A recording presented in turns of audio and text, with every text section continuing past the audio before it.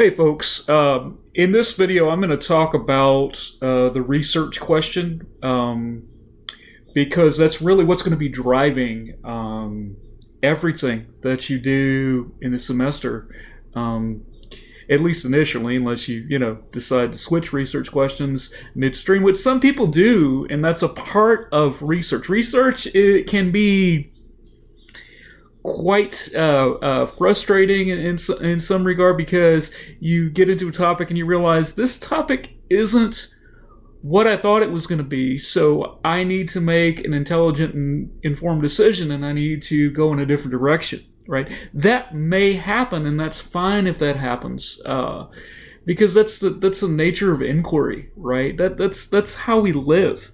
Right, we begin on one path and we realize maybe this path isn't for me, so we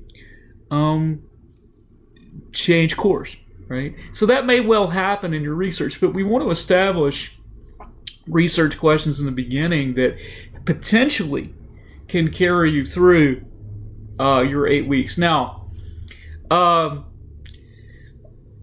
ideally, each research community group of 4 people will come up with a research question that those 4 people can collectively agree upon.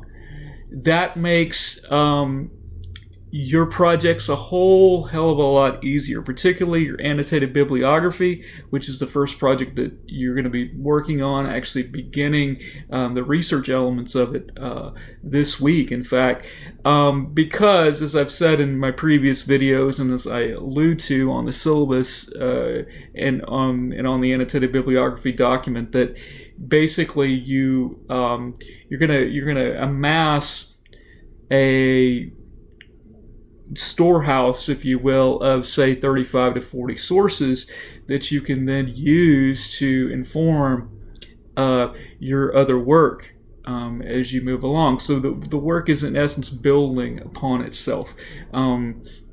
That's why we begin the course with the research, and once you develop that foundation of research, right, it then becomes easier for you to create your other projects, and you can deal more with subtlety in your other projects, like appealing to your audience, right? How you get something across and so forth, right? That subtlety becomes more of a focus, and it becomes more of a skill that you're working with, as opposed to, do I have the source material for this, right? The idea is to build up your source material first, and so forth. So in your annotated bibliography, as I've said before, and is clearly stated on the annotated bibliography assignment sheet, in fact, this document is also reproduced there that I'm going to be going over now, but you have each person's going to come up with 10 sources, right, for the annotated bibliography. So if there's 4 of you in a group, each of you are going to come up with 10. Now, there may be some overlap, right, and I will account for some overlap, depending on what your research question is and what the availability of sources is for that, and that's covered a little bit more in the research video that I also posted. Okay, so let's look at sort of the qualities of what makes a sustainable research question. First thing is, if we look at number 1 here, it needs to reflect genuine interest and curiosity, because you're going to be spending a lot of time with it. And for instance, it was a very conscientious student, one of the most conscientious students I've had actually in the recent years, who really did well in my class in the spring because of her approach to her own education and her own diligence. But she bought into a research question with a group of students that she really didn't have any interest in. So it was really a struggle for her to work on the project. She didn't have that much enthusiasm, okay, because she didn't like the research. Okay, you don't want to find yourself in that position. So ideally, in your research groups, you'll come up with something that everybody can kind of agree upon, at least have a degree of interest in, right? I have been criticized in the past. I got criticized very vocally, actually, in a the feedback that you all give at the end of the term. One student accused me of only talking about marijuana in class. The reason that I talk so much about marijuana in class and use that so much as an example is because, I've been teaching variants of this course for about 22 years. And at least in the last 15 of those 22, in every section, almost without fail, at least 2 or more students want to do a paper on the legalization of marijuana, either for or against. So that's a topic that, a lot of people vibe with one way or another. So that's a topic that I use to discuss stuff in class. Well, this one particular student really didn't care for that. So in any case, but something like marijuana is an example of something that, for whatever reason, students may find a degree of interest in. Now, I will say, please do not submit something that is going to incriminate yourself. Okay? Please don't do that. Not that I personally am going to report you to anybody. That's not who I am. Okay? But I'm just saying, to be on the safe side, given that our material is stored in a digital format and so on and so forth, you don't want to incriminate yourself in any way. All right. But you want something that feeds your curiosity, right? That you are excited about. Okay? Now, I mentioned the number 2. I mentioned in my research video, you're going to be using the library databases. You are not going to be using, wackadoodle website number 1, Reddit post number 2, and so on and so forth. You are not going to be using that. Those are not appropriate, right? Those are not, we are looking at viable, vetted material here, not random website, okay? In some cases, some websites may be viable, but honestly, if you're thinking about looking at a website that is not accessed via the library databases, which they won't be because library databases don't deal with websites, right? You are going to be researching through the library databases. Please understand this. Please understand. You are doing your research through the library databases, okay? I don't want to...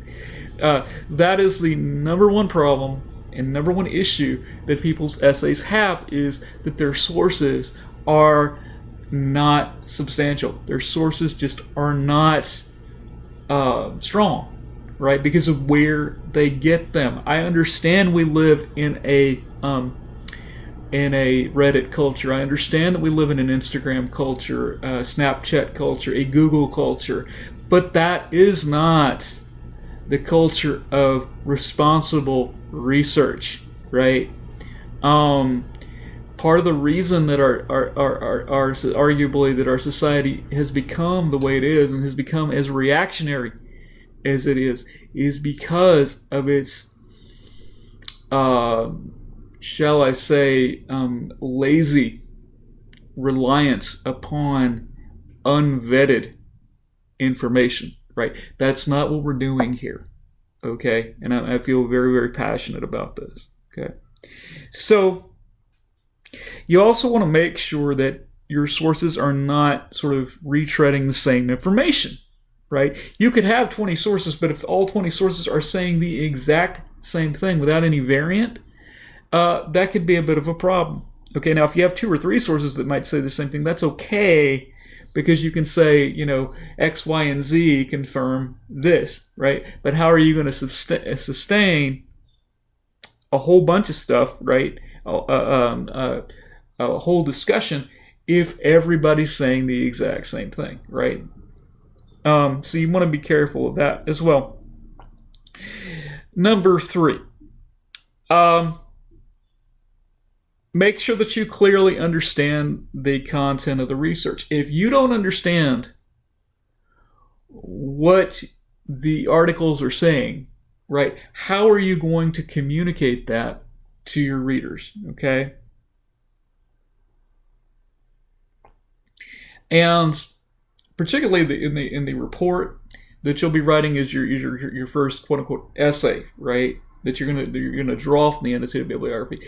One of the major challenges with that is to take that which is unfamiliar potentially to your readers and make it familiar using languages, images, and so forth that they can understand, right? So you need to be able to understand the source texts, right? You need to educate yourself about what these articles are saying, right? That is what is, in essence, the most challenging aspect of the annotated bibliography. And as I show on the annotated bibliography document, on average, to do an annotated bibliography well, you're talking about 5 to 8 hours of devoted time to do that. You're going to put more time conceivably in your annotated bibliography than you are going to in your other projects for that reason, because you need to make sure that you're understanding this. Now,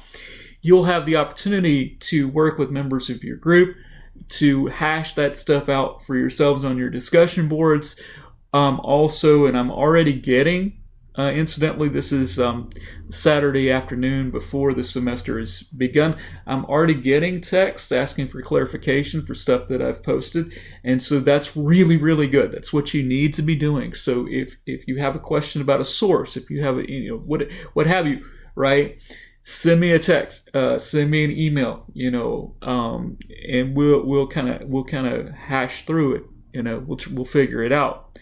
And I may well tell you that no, you cannot use that source. And good example, right, is last semester somebody wanted to use the History Channel as a source.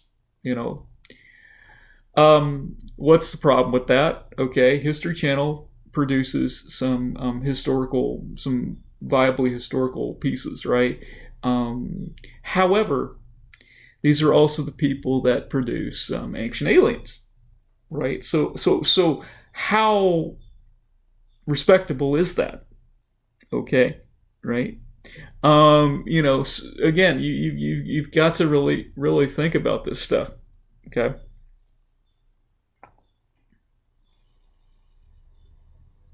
So, number 4, research questions should strike a balance between broad and specific and should be open-ended. Open-ended means that it's open for interpretation. It leaves a wide, there's a wide breadth of possibility there. So, for example, the research area that I looked into in my examples in the annotated bibliography document, as well as in my research video that I posted, right? I looked at COVID-19 and quarantine. So with that, I might have a research question like, what has been the effectiveness of various nations' approach to the COVID-19 epidemic, right? Or how have the various approaches to the COVID-19 epidemic varied among different countries, right? And from there, I could amass a great amount of research and variety. I could talk about quarantine. I could talk about, again, as I said in the research video, I could look at, say, psychological, effects of the quarantine and so forth, and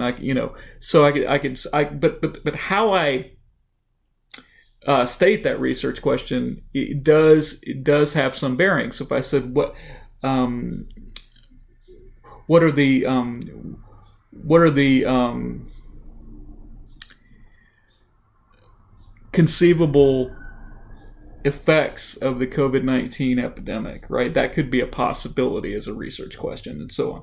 Now, as I mentioned in my research video, what you want to do for individual annotated bibliographies, right? You want to have that overarching research question that's more broad, but then ideally you want to, each individual within your group wants to go more specific. So for example, if I look like the marijuana example, okay, one person could do legal ramifications, right? One person could do medical application. One person could do social application, and so on. One person could do economic application, and so forth. So looking at these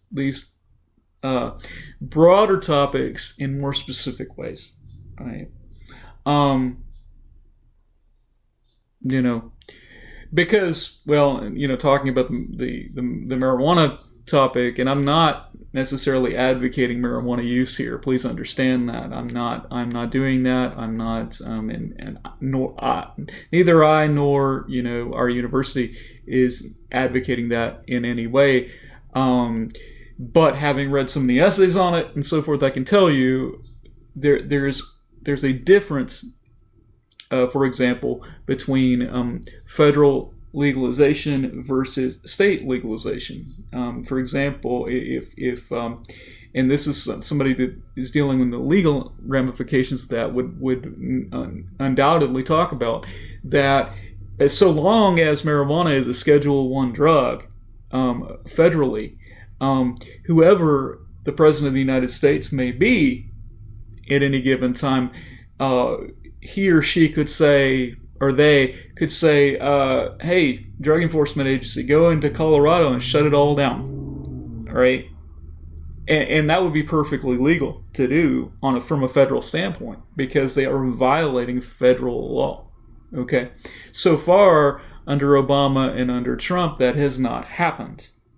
Okay? But there's nothing right now indicating that it couldn't, right? So that's somebody dealing with the legal ramifications of that could also deal with it. Another legal ramification, right, is what the state of California has done, right? The state of California has purged marijuana convictions going back to 1975, right? And so that that has a tremendous effect immediately on the prison system, on certain people's ability to get work because they had a felony. Now they don't have a felony, right? So anyway, those are just ideas, right?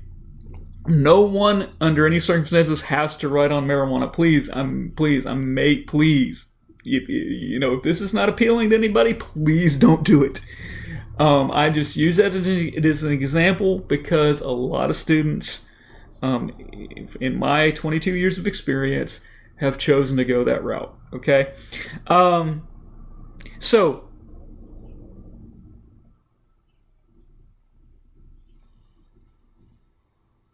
the research question itself should not be skewed to a particular side of an issue. Now, because your report, when you write your report, that's going to be you're going to synthesize information. That's going to be an overview for your reader about what's going on underneath the umbrella of the given research question, right? Or your particular aspect of the research question. Now,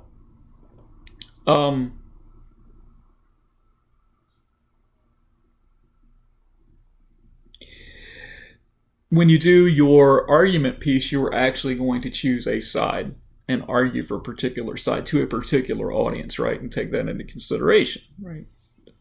Now, I do want to issue a cautionary note here. And please understand, I am a person of faith myself. I am not trying to demean anybody's faith. Now, my faith is going to be very different than most of your faiths. I can guarantee you that. I'm a religious minority. But I'm a person of faith. I respect everyone's right and drive and so forth and inspiration to believe what one will believe, provided that belief does not infringe upon the rights of somebody else, right? Okay, but you don't want to use a religious text overtly as the basis for your argument. Why? Because so, somebody, reading your piece could simply say, well, I don't interpret the Bible or the Bhagavad Gita or the Quran or, the Kabira Nas or whatever it may be, right? I don't interpret that way. Therefore, this doesn't apply to me, right? And your whole argument, your whole discussion is completely undercut at that point, right? So don't do it. Also, particularly discussions built on that aren't necessarily the most scholarly, unless and this is my caveat here, unless you are writing for a particular religious interpretive community, right? So, for instance, if you were writing, for an audience at Bob Jones University, right? If that was your intended audience, you could poll Baptist scholars and use those, because those are the scholars to whom that audience is going to respond. If you're going to write to Cornerstone, for example, you could pull Hal Lindsey and other people to whom that particular audience would respond in a positive way, right? But unless you are doing that specifically, and that's kind of a trap too, because if you say that you're going up for this particular audience, unless you really, really, really delve very carefully into how that audience interprets things and so forth, you can kind of work your way into a box, a box, right? So I would be careful with that.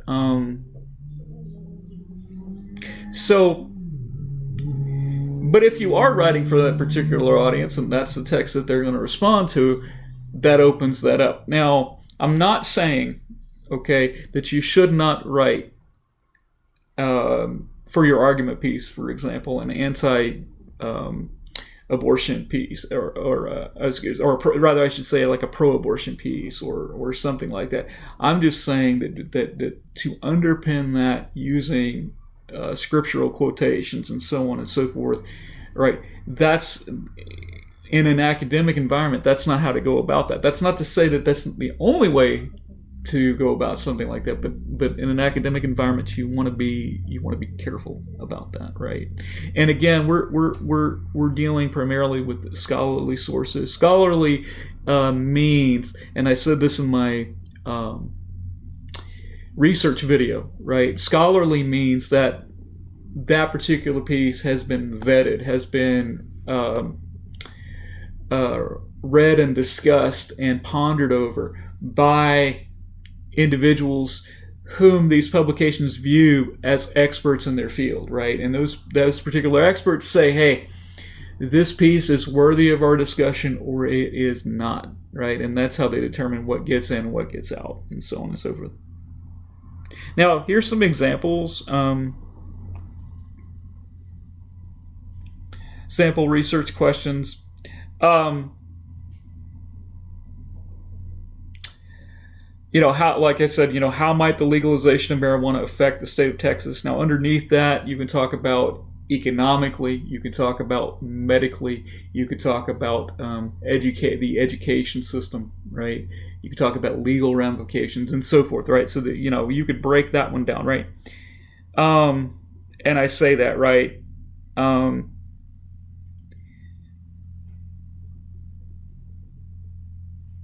How does the United States' response to COVID-19 compare with that of other countries? This topic has potential because it's timely and affects each and every one of us, right?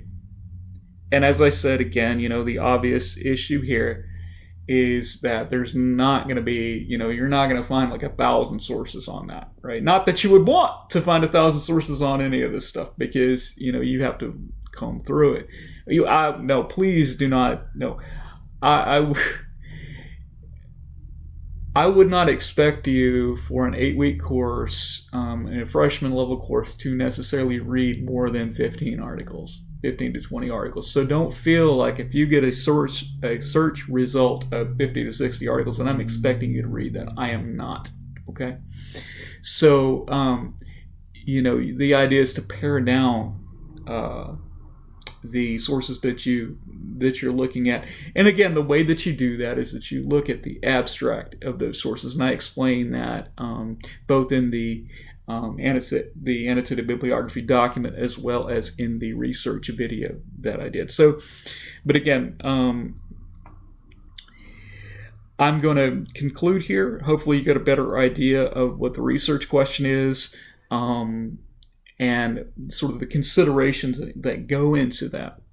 Okay? And again, as always, if you have any questions, please text me, send me an email. Okay? All right.